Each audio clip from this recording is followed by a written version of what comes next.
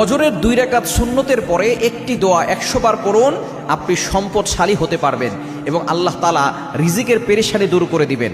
শুধু তাই নয়, আল্লাহ পাক রব্বুল আলামিন আপনার জন্য জান্নাতটাকে সহজ করে দিবেন এবং আল্লাহ তাআলা কবরের প্রশ্নগুলো আপনার জন্য সহজ করে দিবেন।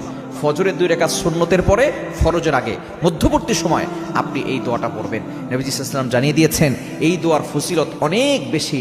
যদি কেউ অভাবে পড়ে যায়, সে দুনিয়া তার থেকে বিমুখ হয়ে গিয়েছে, এরকম হয়, তাহলে সে এই দোয়াটার আমল করবেন। বিশেষ করে ফজরের সময়টা হচ্ছে বরকতের সময়। আমরা এই সময় সকলে ঘুমিয়ে থাকি, ঘুমিয়ে থাকবেন না।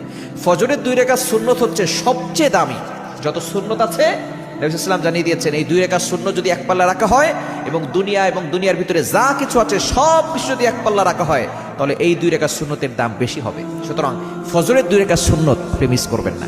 2 রাকাত সুন্নতের পরে এই দোয়াটা পড়বেন, কেননা আজান ও ইকামতের মাঝখানে দোয়া করলে সেই দোয়াটা আল্লাহ তাআলা ফিরিয়ে দেন না। নবী সাল্লাল্লাহু আলাইহি ওয়াসাল্লাম জানিয়ে দিয়েছেন তিরমিজি শরীফের